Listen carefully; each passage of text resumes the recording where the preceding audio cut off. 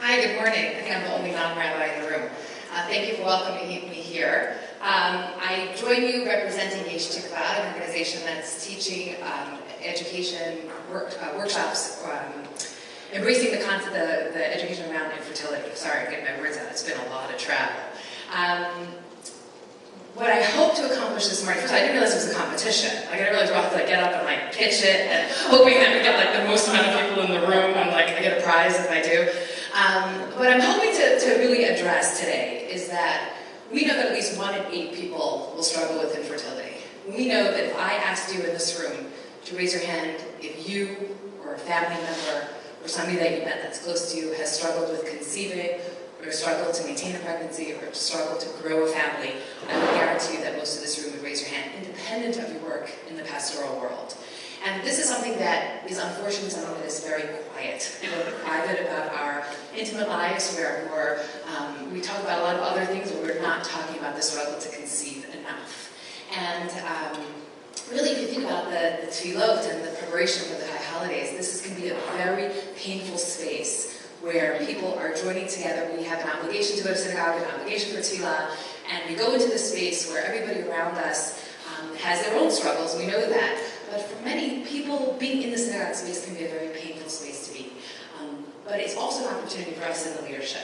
That when we look at the tefillot of Rosh Hashanah and Yom Kippur, what strikes me so powerfully is especially the Haftorah on the first of Rosh Hashanah, when we have the whole conversation of our foremothers discuss, of Hannah and Penina, and the conversation on desperately wanting a child and negotiating with God and with the Kohen to get to have a child that she can bring into the service in the world. And then we look in the tefillot on Yom Kippur, and we talk about, it's astounding to me that in the most holiest of holy of days, in the holiest of rooms, what is the Kohen Gadol talking about? He's talking about that a woman should no longer miscarry.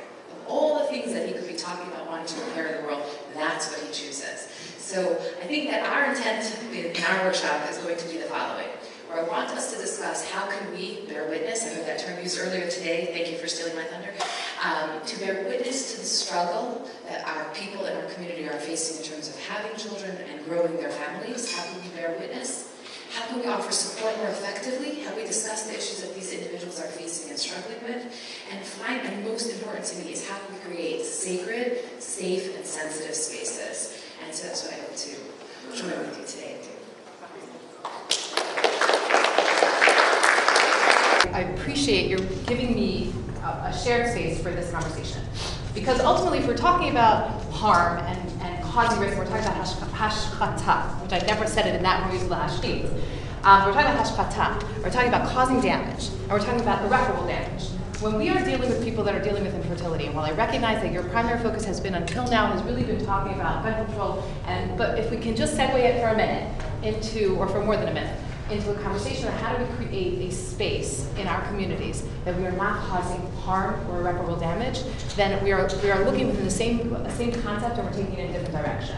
So while I recognize that your primary focus has been gun control and that was your primary interest, I ask you to hold space with me for 25 minutes to increase your awareness, to increase your education, and to increase our conversation around infertility.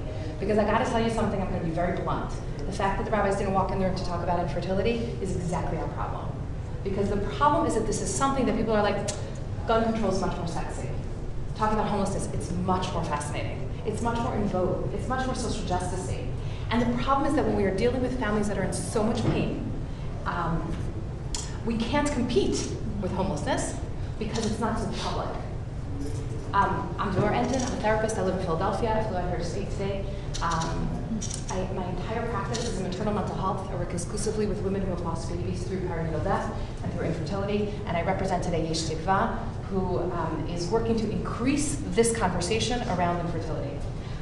The way that I engage with my clients nationally is that I run multiple support calls on infertility and on pregnancy loss, and I hear the voices of the Jewish women of our country.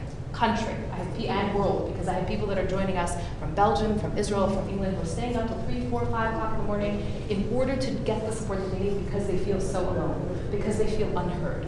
I'm going to take you through a quick workshop. It's going to be interactive. And my hope is that by the end of this, we will have a couple of takeaways and just a moment of pause when you walk into your congregations on Rosh Hashanah and Yom Kippur, that we say, is there something I can do in this moment that invites this pain into this space of our congregation, that welcomes the people that are struggling and gives them a feeling of that we hear them and we understand what they're, or if we don't understand, at least we're acknowledging what they are going through.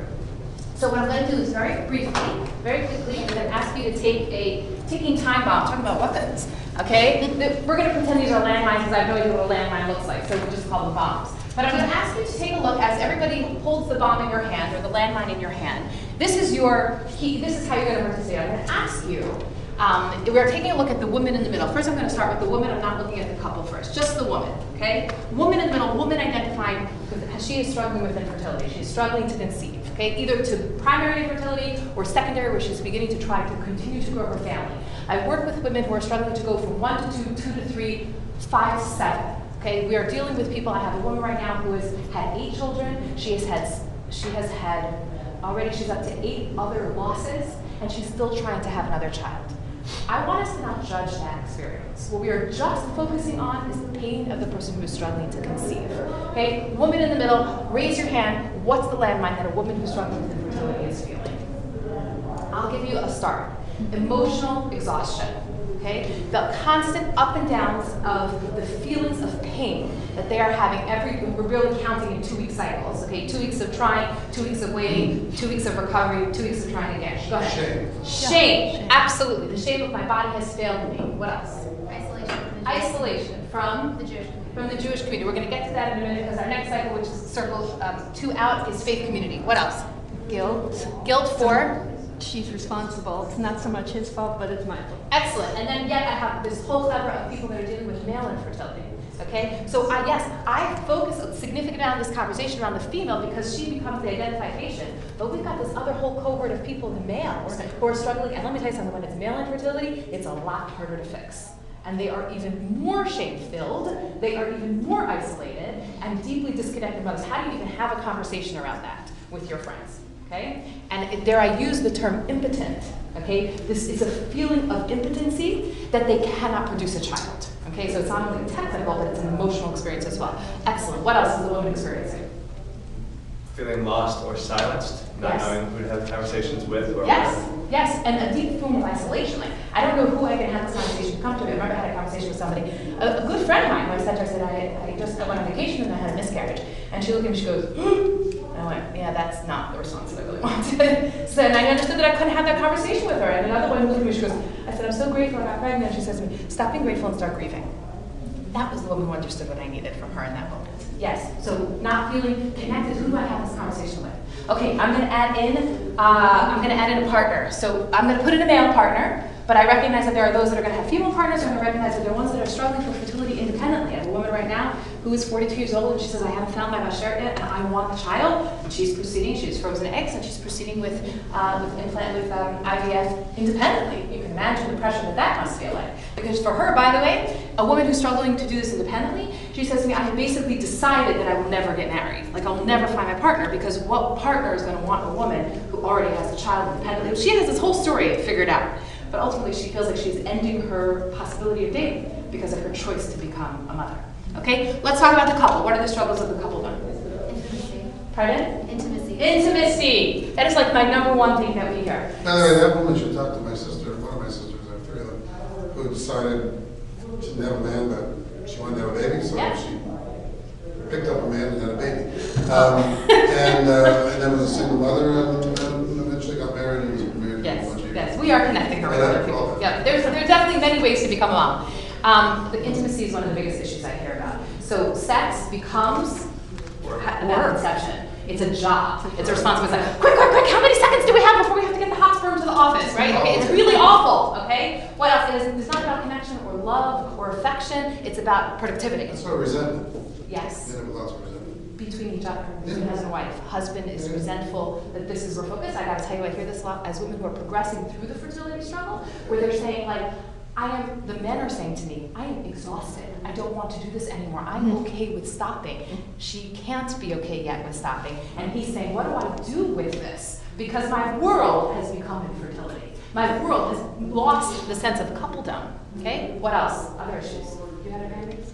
Other landmines? Same. Okay? Issues of, what about finances? Okay? It is financially exhausting. Exhaustive and exhausting, and it never ends. And depending on the state that you live in is whether your fertility is going to be covered by insurance. Some will cover, and let me tell you, every insurance plan by state is different. So your insurance will cover IUI, this insurance is only going to cover the retrieval, this is only going to cover diagnostics. Nobody's covering IVF, except in Israel, okay? Unless you have a really cool health plan through Rutgers University, they cover. Some real tricks you gotta know, okay? What else? Also for the husband, a sense of helplessness and watching his wife hurt. Yes. So let's get stereotypical for a minute. Husband feels responsible for caring and protecting his wife. He can't. He cannot. I again use that word impotency there. He cannot protect her from this pain if we're dealing with her infertility, if it's her primary situation. Say annoyance as well. Yes. Tell me more.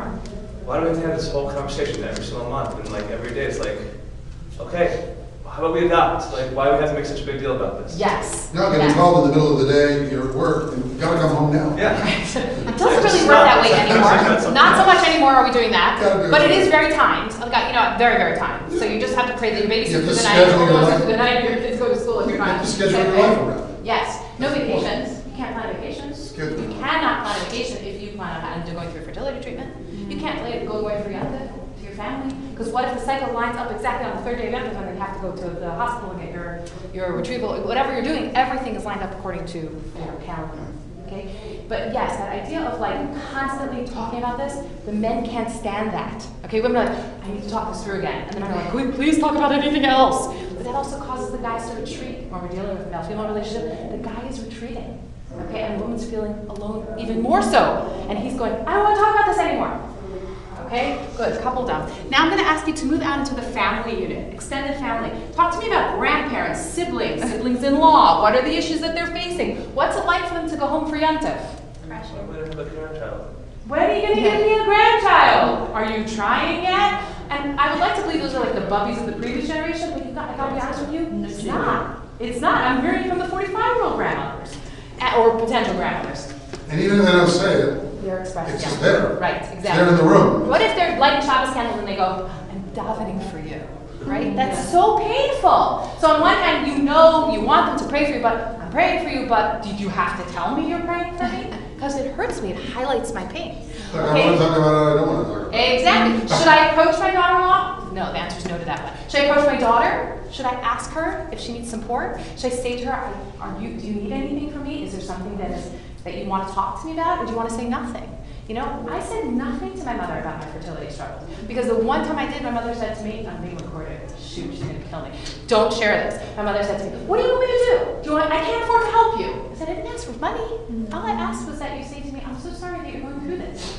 So I understood that my mother was not the right person. I had plenty of other people that I could confide in. But ultimately, I was able to finally say to my mother, Mom, when I say to you, I'm going to the doctor and this is what we're going through, your response has to be, okay, I'm sorry that you're going through this. I'm keeping you in my prayers. That's what I need from you. So she was like, okay, I got that. I could do that. Ultimately, though, that pressure of family, going home for a Pesach Seder without a baby, year after year, torture. Okay? Let's talk. I really want to focus on faith community, which is the piece that's missing here. Okay? This outer circle here, before we get to the world, talk to me about the faith community. Okay? What are the struggles of the couple and the faith community? And this is really, you're my target audience from this. Where's the struggle of the couple and the faith community?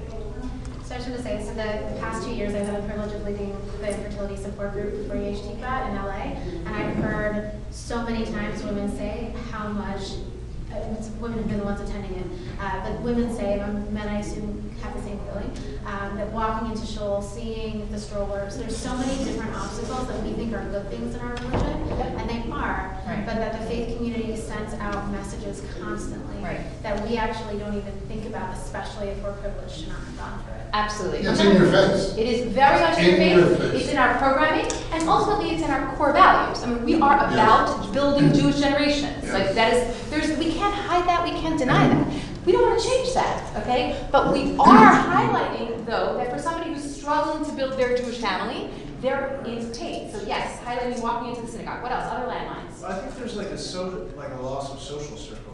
Yes. If you have friends and they start having kids, and they start making friends at their preschool, and like all of a sudden you're on different schedules, you can't do the same things together anymore. Like you just even if you can have a kid, but it takes you, say, 3 or 4 years. Yes. Like, you just lost a whole set of friends, That's right. and you have to make a whole new. There's a deep feeling of everybody else is moving on and I'm stuck. I'm here and everybody else is there. Like I'm 30, and at 30, all my 30s already have 1 or 2 kids. But I'm 30 without children. If I start building my family at 35, then I've lost my colleagues, my peers, my things that I identify with. Absolutely, that peer group gets very small. What else? I'm just curious whether you think this is a landmine or not, but in our core narratives, the Jewish narrative, there's so many women you could either identify with and kind of like, weep with Hannah or with Sarah, or that can be problematic because suddenly she has Yitzchak. Well, I think that those stories offer hope. But I also think they highlight the deepest pain that these women experience. You think Sarah only wanted 1 child? You think Rivka only wanted twins? Right. You think these women didn't want Leah had 6, right? Rachel died in childbirth postpartum. She probably hemorrhaged, right? She had 2. And that feeling of always wanting to have more in order to grow their Jewish homes. Like they understood that this was not only their responsibility but their greatest joy. I think these stories offer companionship of hope. They don't offer a solution like, don't worry, Sarah had a baby. Yeah, but Sarah was 100 and something years old when she had that baby, right? But I think it creates an identity. That is where I ask you to be creative. So I want to give some specific situations. Oh, sorry, go ahead. Yes. I'm a rabbinical student right now, and so we're learning to be role models in the Jewish community. And there are some of our teachers at school, including very good names, who tell us that we have to have children, and really that it is one of our roles that we should have X number of children. Wow. And there are women in the room who have had miscarriages. Wow. And it's kind of, and it's the idea of like as a role model, especially, and that's kind of like there's already this pressure from Judaism in general. Wow. Well, there are negative role models and positive role models. But before we even get to the stories in there, first we have true or true from the very beginning. It's like the headline of the #1 mitzvah of my life is children. Because I'm supposed to have children. That's right. So whether I want to, or even if I'm making a conscious choice not to, I'm still suffering under the banner of I'm doing something wrong. Yes. I'm not a good Jew. I'm not fulfilling the mitzvah. And even if it's that I'm not a good Jew, but I'm failing in something that I want very badly, but going to the premise that they're wanting children. I'm failing in this obligation. Yeah. I'm denying my husband his fulfillment of this mitzvah. That's what I hear from women. I also heard from some of a more narrow margin though, of what is my purpose with my husband if not to offer him children? Narrow margin, but still present in an underpinning of their thinking. I'm just curious, I'm trying to rack my brain thinking of female figures, and what Kayla was saying before, female figures from Tanakh that end their lives without children. Divorce, I think of just, she may very well have children, it's just not part of her narrative. Is there anybody else in Tanakh that did not have any children? Esther, sure she did. Yes, Daryavish, didn't she have Daryavish? Yeah. I think just 2 points. One is that there is generally the assumption that it is the issue of the woman, and that makes the difficulty even harder because that transpires into what's wrong with me. Suddenly becomes her problem. So I think those are issues that also. Yeah, I think also when talking about when it is male factor infertility, there is always the assumption in the community that it is the woman's issue. And so she's getting all this compassion and she's thinking, my body's not broken. But I also feel that that's important, that piece of feeling that the body is broken. And how does he get support? And then she feels like it's her responsibility to support him and it's his responsibility. It's just this complexity. Let's come back to the faith community, these other issues in faith experiences. So I just want to name that another side of it that I've heard people say is about God failing. Okay, I was going to get to that. Right, like the faith community is defined by having. Yes, let's talk about the faith part. Okay, I want to do a story. I have a woman who was dealing with very significant infertility. We had her on our call, and she said the following statement. This was unbelievable. She said to me she had multiple losses. She had gone through multiple rounds of IVF, and she finally was pregnant, and it was an ectopic pregnancy. And she ruptured and ended up having to go through months of treatment to clear out. It was bad, really bad. She has now halved her potential for reproduction, it's pretty significant, and she's older, and it's pretty bad. And she said, I feel like I'm in an abusive marriage because I keep turning to the person, God, who is the one that will grant me a child. And I ask him every month for that child, and he slaps me down, and I end up on the floor face down.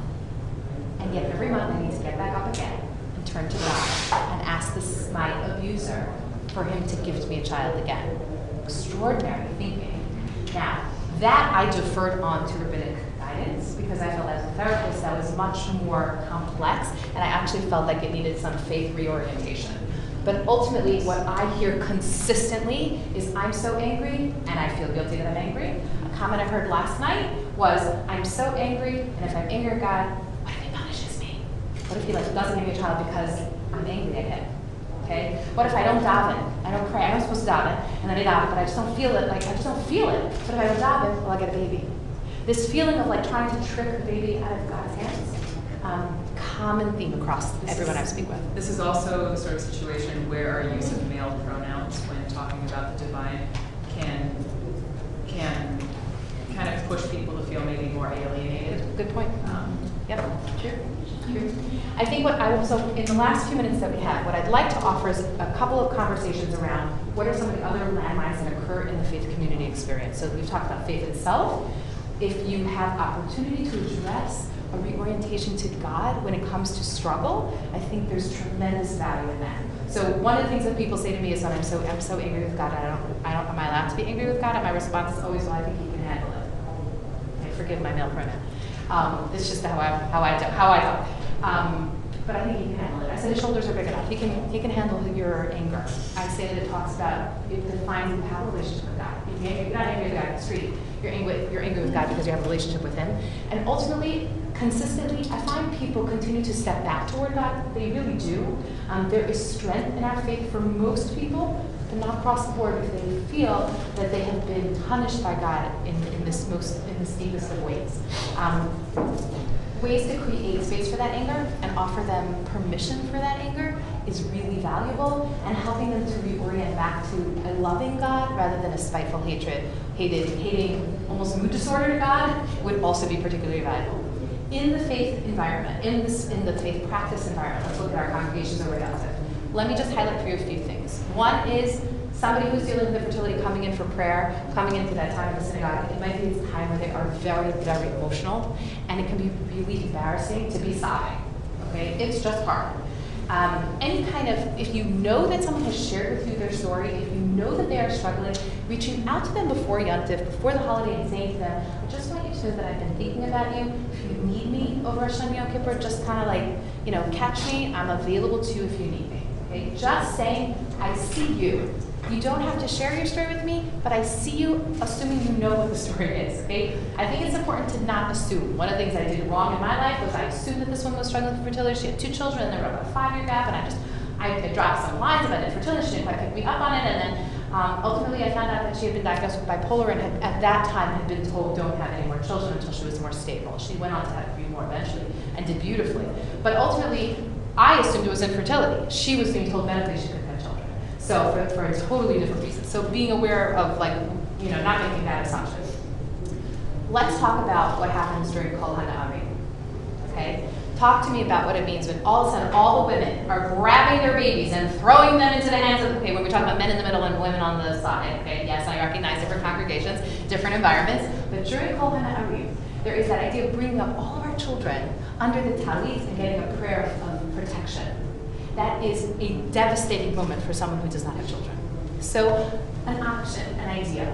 Take a minute before the prayer. Take a moment before the tefillah and say, it's a beautiful, it's a malach hagoel. Take a moment before and say, we're going to say a kapitel of Tehillim. We're going to say a prayer, use it in your prayer, make up your own prayer, I don't care. But a moment of pause to say, we are going to say a moment of pause for those that are struggling to have children, for those that are struggling to build their family, for those that are struggling to parent their children, for those that are struggling to launch their children. Pick your poison. But it takes a moment that when it says there is space for you in this congregation, that we recognize that not everybody has the privilege of bringing a baby up onto the during Kol HaNa'arim. Okay? okay? But I will tell you that there may be congregants who stay away, who don't come, who walk out, who leave, because dancing during Hakafot is just too painful for them. What is this prayer? I've never seen this. Kol Na'arim is at the last hakafa at the end of Simchat Torah, where they open up a very large talus. Sometimes the congregation even has one that's been custom made and is as big as all of these tables combined.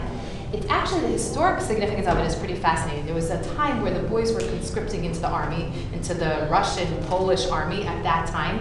And I guess that was the time where they were being conscripted in. And all of the boys that were going to be called up into the military were called under this talus. And there was a tefillah that was said that they are blessed. And we sing Hamalach HaGoel, which is the prayer for protection that we sing before your children go to sleep at night. But it's said originally said by Yaakov Avinu, right? So is this widespread in Orthodox synagogues? Very much so. Is it not done anywhere else? I've never heard of Oh, it. it's so beautiful. It's such a beautiful tradition. Well, apparently it's not. I would challenge you that there's a reason that none of us are doing it in our synagogues because it's alienating to some people. So I would say there's this fertility, right. but what about people who have lost a child? So And dealing with I a congregant think, who lost a teenager. correct. So I would suggest that it doesn't have to be an exclusivity. There can be an opportunity.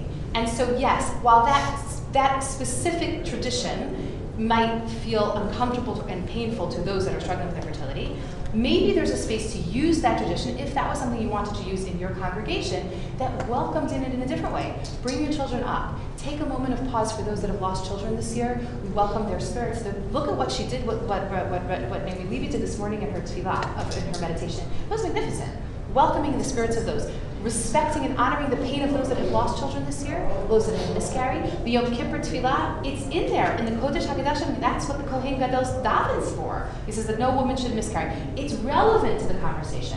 So I don't say take away the tradition. I say let's orient the tradition to recognize use it as an opportunity. Don't disregard it. Yes. Okay, so here's my quick takeaways. Number one, thank you for participating. In the world, just by the way, today, you know what the biggest trigger right now is in the world?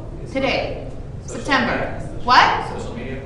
That too, for sure. Back to school night. And back to school days. Walking into Target. Back to school supply shopping. Okay, these women are saying, I will not go to Target right now until all those beautiful, cute little knapsacks with unicorns disappear. By the way, just turn on television if you happen to watch television. Nobody does, but watching television, look at commercials. Absolutely. Oh, those commercial pregnancy. Have you guys seen those positive pregnancy test commercials? They're awful. They are painful. To someone who has children, they're painful, okay? But it is something that is deeply triggering. Deeply triggering. In the world, so recognizing that just a woman and man in the world are faced with these messages all the time. Quick takeaways. Number one, bearing witness. If someone has confided in you that they're struggling, please don't forget that. Recognize them, acknowledge them, send them a card, handwritten note, 3 lines. Thinking about you as Rosh Hashanah approaches, knowing that you are in my tefillot, we hold space for your pain this Yontif. Love Rabbi so-and-so.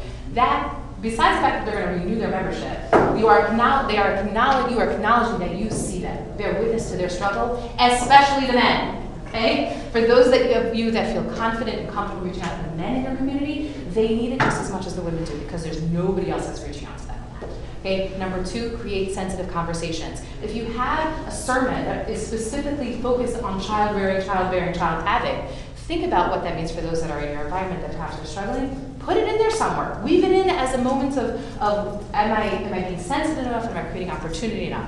And also creating opportunity for socialization independent of having children. If we're exclusively focused on Hebrew school and parent-child study and things like that, we're missing an opportunity. And then finally, turn to someone and say to them, how can I support you? Use words like that. How can I support you? How can I offer you guidance, support, or just a quiet space to talk and to be in a compassionate environment? Don't offer them platitudes.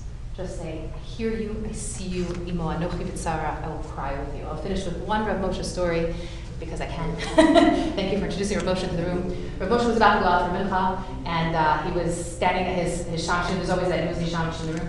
And the nosy shamash was saying to him, a woman was at the door, said, sorry, the rabbi's about to leave. She said, please, I need to speak to the rabbi, Walks into the room, and the shamash is standing at the side, eavesdropping, and he hears the woman sobbing, and he said, Rav Moshe, about 20 minutes later, the woman left, and he hears crying, and the woman left, and Rav Moshe says, well, what was wrong? What was she so distressed about?